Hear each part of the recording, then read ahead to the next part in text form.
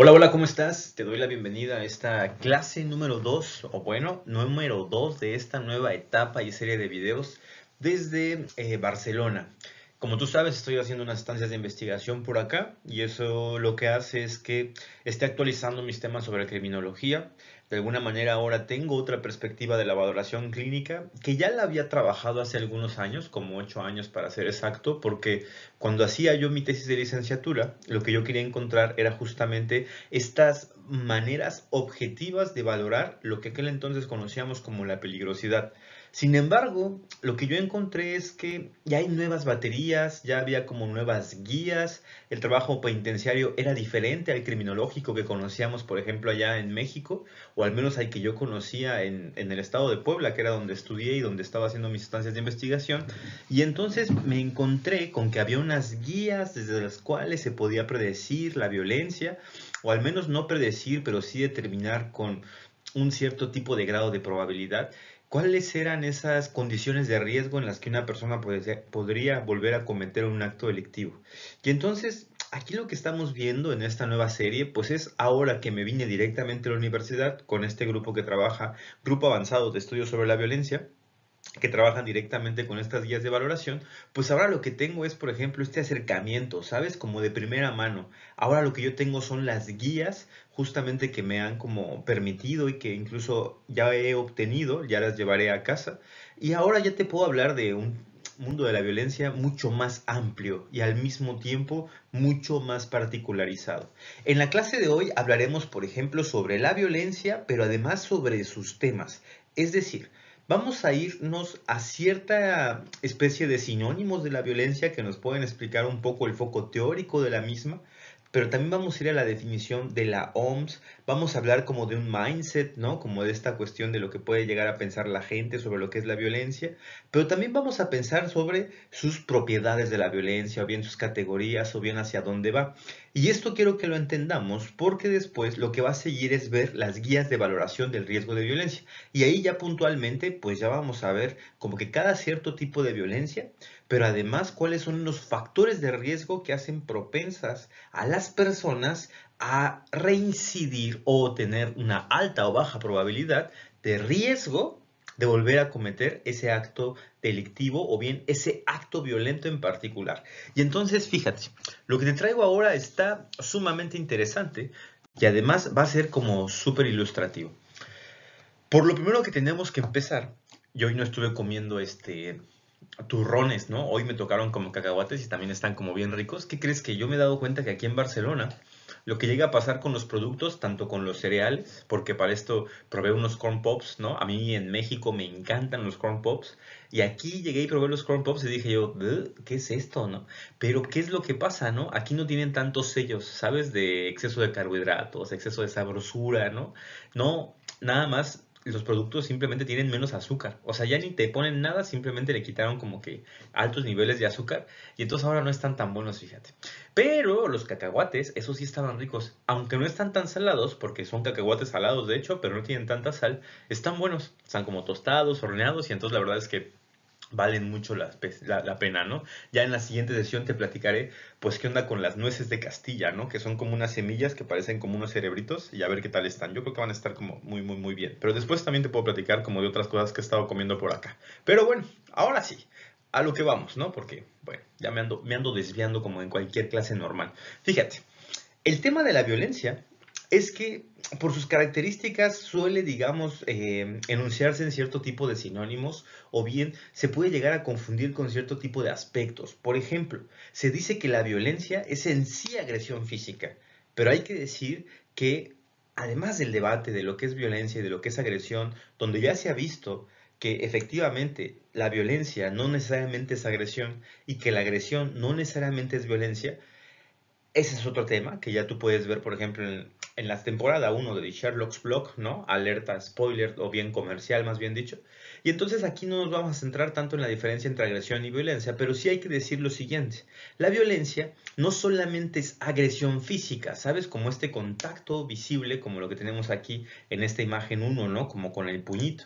Sino que más bien tendríamos que decir que lo que vamos a aprender ahora de la violencia es que la violencia es física, Pero y otras formas de violencia también existen, ¿no? Por ejemplo, esta sería como violencia interpersonal, pero también hay violencia sexual, violencia homicida, violencia machista. Entonces, eso va a ser como muy interesante. Porque ahora entonces lo que tenemos son visiones específicas sobre la violencia que queremos calcular. Y de hecho, cada guía de valoración del riesgo de violencia nos va a dar sus, digamos, límites o bien sus definiciones propias de la violencia que quieren revelar. Claro que de repente esto te puede llamar la atención porque deja fuera del debate aquello de la violencia cultural, estructural, etcétera, pero tiene sus razones y las vamos a ir viendo, ¿ok? Porque recuerda que esta intención que se hace en Barcelona, en el grupo de estudio de Barcelona, tiene que ver con apostar por hacer ciencia, por la cientificidad y por todos aquellos contras que se le pusieron a la peligrosidad que tú puedes ver en el capítulo anterior o bien en nuestra primera sesión. Ahora, siguiente mito, la cuestión de la irracionalidad. ¿Cuál es el tema acá? Usualmente lo que se creía era que la violencia era un asunto de que pues una persona no pensó y decía no piensa y por eso actúa así. Aquí lo que dicen es que no les llegó el verano, ¿no? O se les fundió un foco o algo así dicen para decir pues ¿qué estás tonto? ¿No? Algo así dicen por acá. Y entonces, fíjate, la cuestión es que en realidad la gente que puede llegar a presentar como actos violentos e incluso graves, en realidad tendríamos que estar pensando que no es un acto irracional. Y de hecho, hay racionalidad, perdón, en los actos violentos. Y a veces es que entre más racionalidad existe en ese acto, más perverso se vuelve el, digamos, delito o la acción en específico y por ende, podríamos ponerlo así entre comillas, porque lo vamos a ver en la siguiente diapositiva, resulta más malo o más maligno. Y entonces esto es bien interesante, ¿no? ¿Por qué? Porque después tenemos que ir al siguiente mito, ¿no? Que es, por ejemplo, a este de si la violencia, si se nace siendo una persona violenta o si esta se aprende. Y esto es un tema. En realidad la violencia, en su forma de expresión, y lo iremos viendo conforme avancen las diapositivas, es una cuestión de aprendizaje fundamentalmente. Claro que la gente tiene su predisposición, y lo vamos a ver también, que puede ser psicológica o que puede ser biológica, inclusive una predisposición social. Eso es cierto. Pero ahora que estamos como muy en boga con la cuestión de que todo es un constructo social, y nosotros vamos a ver que estas teorías de la violencia se basan mucho en un paradigma del aprendizaje, entonces lo que podemos ver es que esas conductas violentas se asumen y se ejecutan, como en algún momento lo vimos en el tema de la asociación diferencial, ¿te acuerdas? Cuando vimos de mi barrio sociología criminal, de mi barrio a Breaking Bad. ¿Recuerdas esas teorías que incluso las hablamos en clase y hemos estado trabajando con ellas? Pues bueno, ahí está el tema. Ajá. La cuestión es que así como la gente llega a aprender la violencia, estas posturas ya nos dicen que la violencia incluso también se puede desaprender. Y entonces que necesitamos cierto tipo de ciclos y trabajar de cierto tipo de maneras para que entonces en lo que es la gestión del riesgo evitemos esos escenarios posibles donde se va a dar o se daría la reincidencia criminal. Y esto, por ejemplo, que ya nos mete en un tema más bien ideológico, nos va a dar bastante para debatir en las diapositivas que ya vienen como a continuación.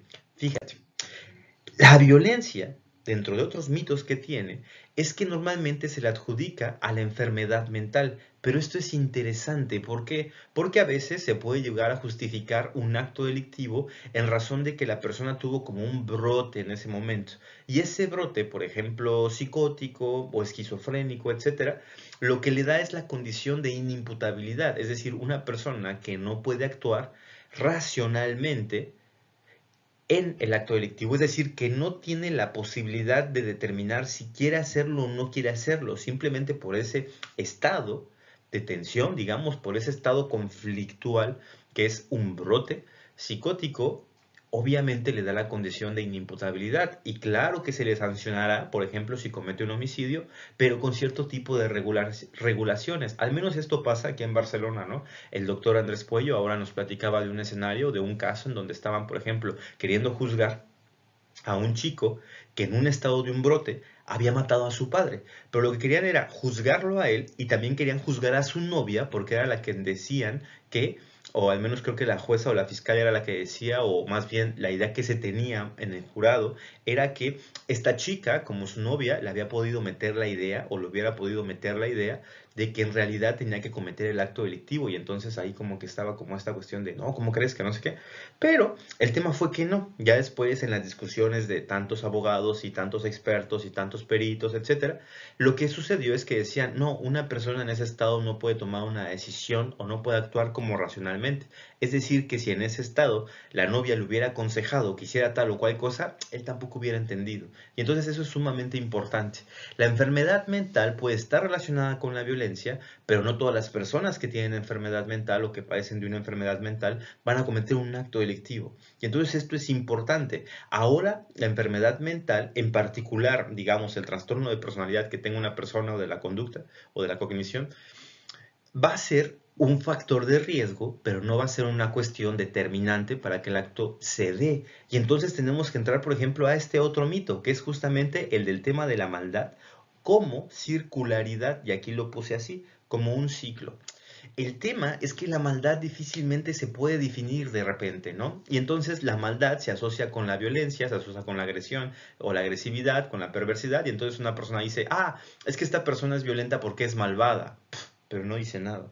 Ah, es que esta persona es violenta porque es agresiva, pero no nos dice nada. Ah, es que esta persona es agresiva o esta persona es violenta porque es mala. Y entonces ahí caímos en este círculo donde queremos y no podemos lograr definir qué onda con la violencia. Y por ende, lo que necesitamos, por ejemplo, aquí son elementos de definición. Y aquí lo que yo te traje fue una no súper, pero sí es la base, súper diapositiva, porque la verdad es que quedó muy bien, pero más bien te traigo la base de definición de la violencia en general, de la que parten aquí en el grupo de estudios, y entonces cómo la van aplicando a cada uno de los casos en particular.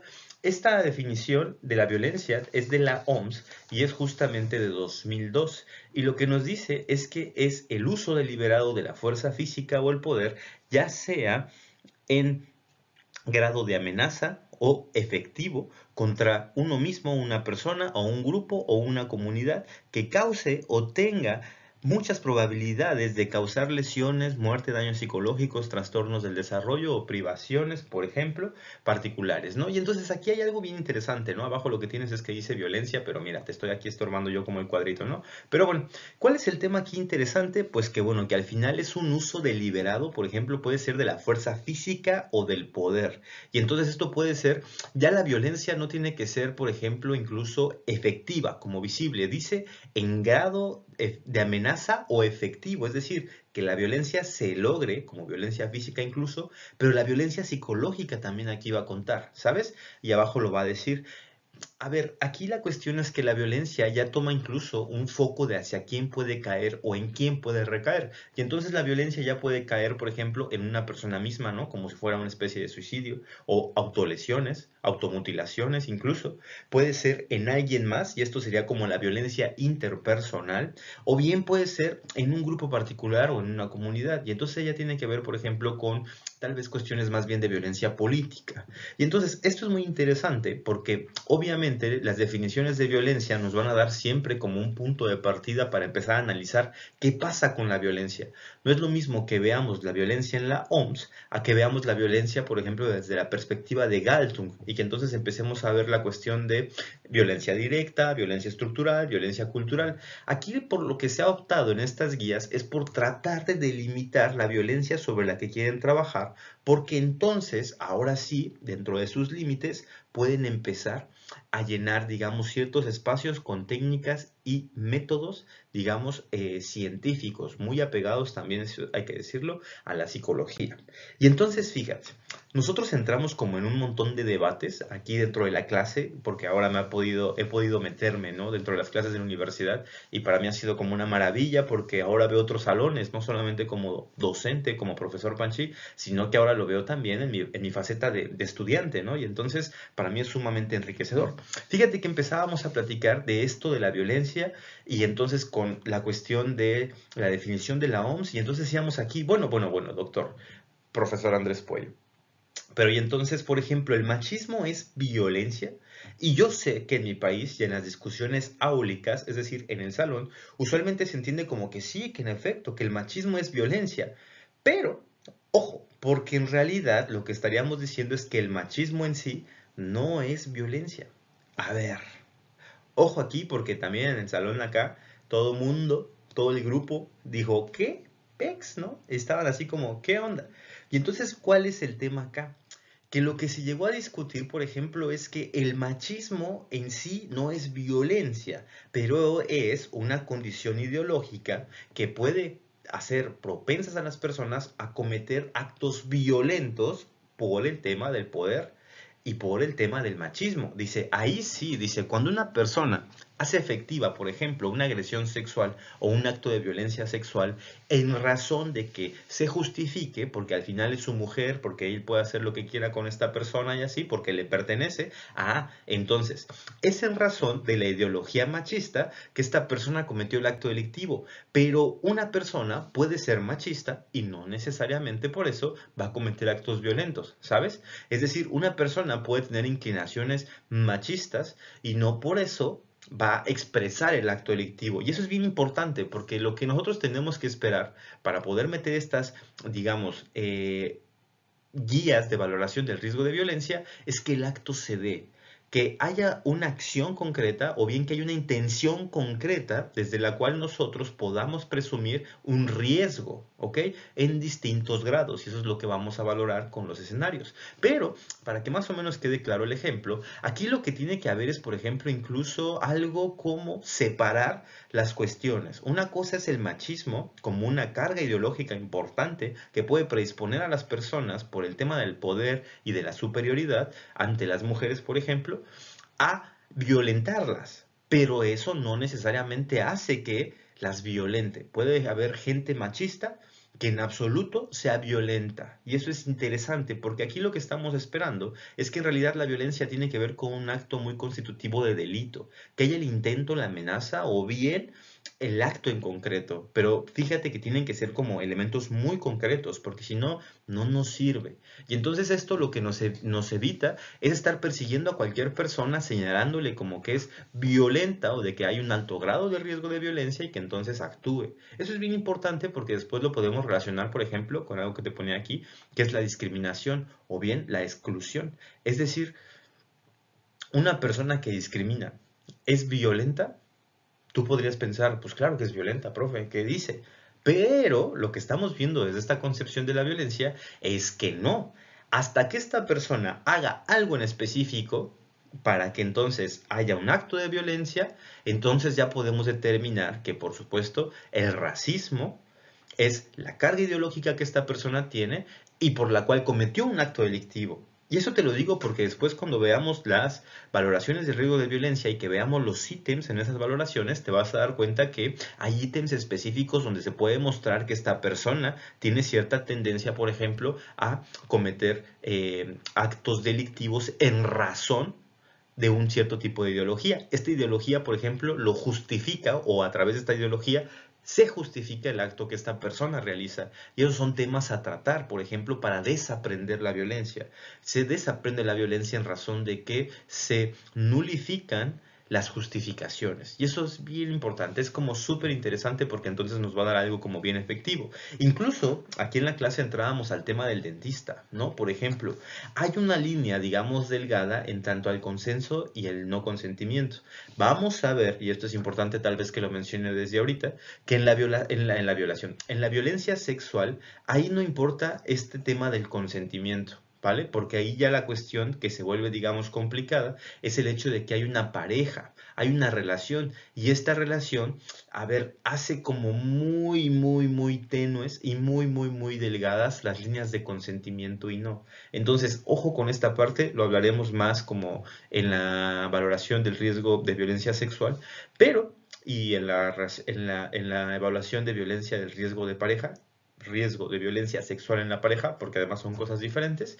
Y entonces lo que nosotros hablábamos, por ejemplo, era de la figura del dentista, ¿no? En este caso la dentista, que era justamente la persona que decía, bueno, esta persona vaya que te hace sufrir, pero por Dios, claro que te hace sufrir. Y entonces de repente ahí uno dice, ¿y eso es violencia? No, porque está consentida, ¿no? O sea, tú dices, yo quiero venir y está bien, tengo que de alguna manera aceptar que me inyecten que me anestesien, y aunque eso me va a generar cierto tipo de dolor, es para quitar otros dolores incluso más agudos o más graves o incluso crónicos que se puedan dar después. Pero dice, aquí la persona no está ejerciendo su violencia, ¿sabes?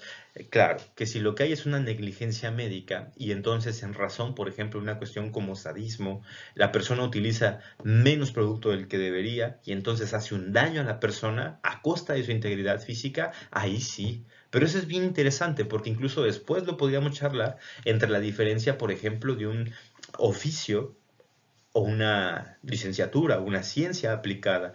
¿Por qué a una persona que hace odontología, por ejemplo, le toma tantos años prepararse y a una persona que, no sé, que corta el pelo, no necesariamente necesita una licencia, una cédula profesional para hacer este tipo de actos? Tal vez sí necesitará un permiso administrativo, una serie de certificados que avalen, por ejemplo, su trabajo, pero por supuesto que es muy poco probable que una persona que se dedique al estilismo de repente quiera aplicar el método científico para cortarte adecuadamente el pelo, ¿no? Y esto lo decía un maestro con el que también ya tuve clases acá, que se llama Santiago Redondo Illescas, y él dice, bueno, es que hay que considerar que el cabello no duele, pero una muela sí. Y el tema entonces se vuelve complicado porque así como la muela, la salud entra en juego cuando estamos hablando de violencia.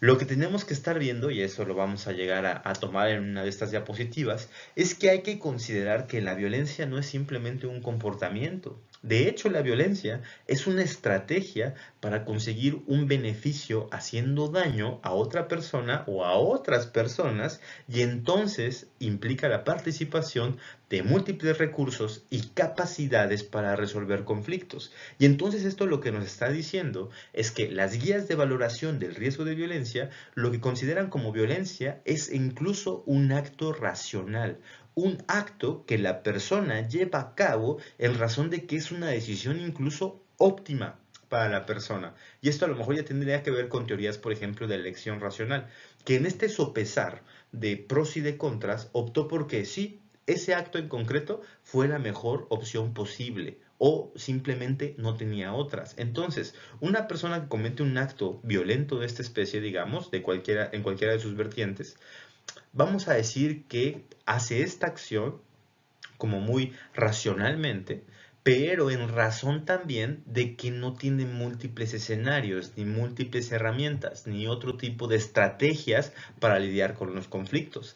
La violencia entonces, y aquí se entiende así, va a ser una expresión inadecuada de conflictos no resueltos. Y entonces por acá ya se va volviendo más interesante el tema todavía.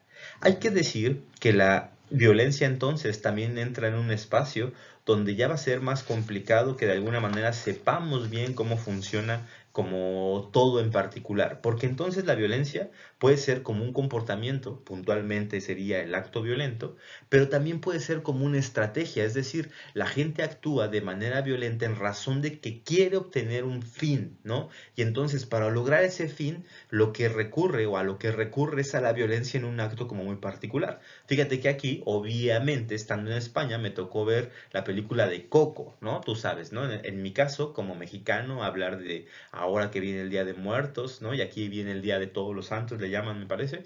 Pues lo que hay es como esta plática, etcétera, etcétera, etcétera, de muertos, celebraciones, festividades. Y obviamente aquí con mis roomies y mi casera, pues lo que tuve que ver fue Coco. Y entonces en Coco pasa algo muy interesante, porque si tú te acuerdas de la película de Coco, obviamente el que es digamos, el gran cantante, que fue envenenado por el que es el pseudo cantante, pero que es famoso, lo que le hizo fue no poder evitar que se fuera. ¿Te acuerdas que este, como gran famoso cantante, estaba con el abuelo del niño que canta, ¿no? Y entonces lo que le decía este es que ya se iba a ir, le dice, ¿sabes qué? Me llevo mis canciones, yo ya me voy, necesito regresar a mi casa, extraño a mi hija y a mi esposa, así que bye. Y obviamente el artista, la estrella, le dijo, no, no, ¿cómo te vas a ir? Que no sé qué. Pues claro, todo el talento y el estrellato y la fama y el dinero dependían de la creatividad del abuelo, ¿no? Y entonces, como no lo deja ir y no puede, digamos, evitarlo, lo que le dice es, está bien, pero antes, ¿qué te parece si hacemos un brindis para celebrar? Y en ese brindis lo que le hace es ponerle veneno y justamente pues lo mata. ¿no? ¿Cuál es el tema? Uno podría decir, bueno, lo envenenó, eso no parece un acto violento.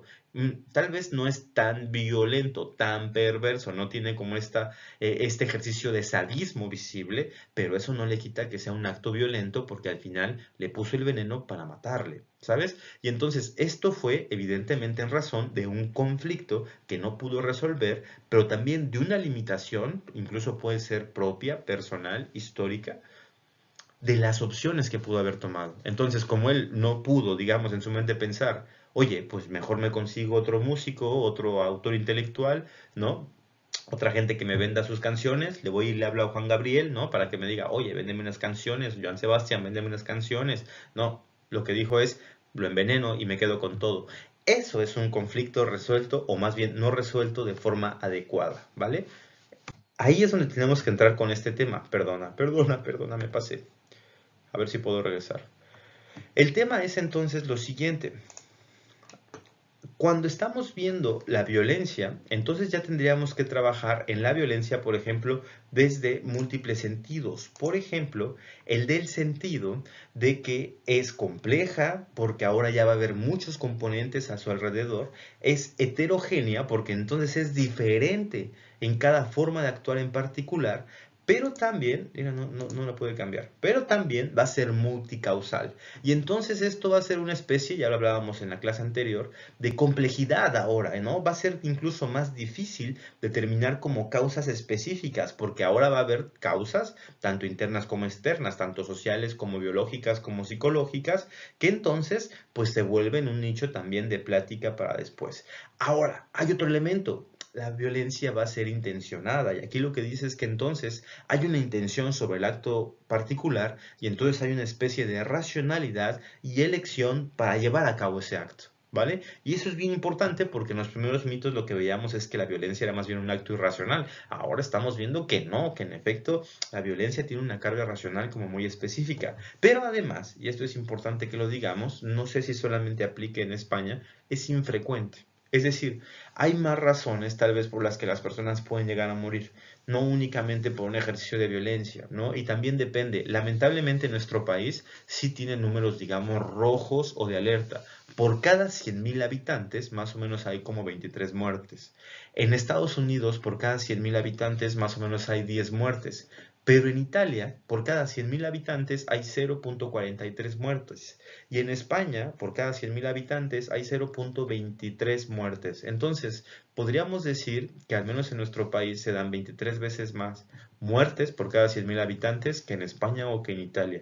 Y más del doble de las muertes que se dan en Estados Unidos. Y entonces eso lo que sí nos puede decir en lo particular al país y a la gente que estamos por allá es que hay un problema cultural y estructural, ¿no? De alguna manera que está generando todo este tipo de muertes y de impactos, digamos, alarmantes en nuestra zona de habitar, ¿no? En nuestro hábitat, en nuestro espacio de vida, en nuestro mundo, que es nuestro país puntualmente, inclusive, pues nuestra ciudad, ¿no? Tu ciudad, donde tú estés. Entonces, eso ya se vuelve como un poco más alarmante. Y por eso es que hay que ver la violencia no tanto solamente como un tema de mediación, medios alternos y solución de conflictos, aunque efectivamente la violencia es un conflicto no resuelto, no tanto como una cuestión jurídica, aunque en el fondo sí, la violencia también tiene que ver con, por ejemplo, delitos expresos y además estas guías se hacen en razón, por ejemplo, de la cuestión legislativa y no solamente como criminología, ¿no? Porque sí hay conductas desviadas que no necesariamente tienen que ser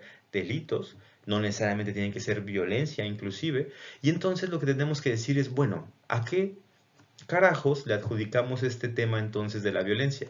A un tema, lo dice acá, de salud y de bienestar.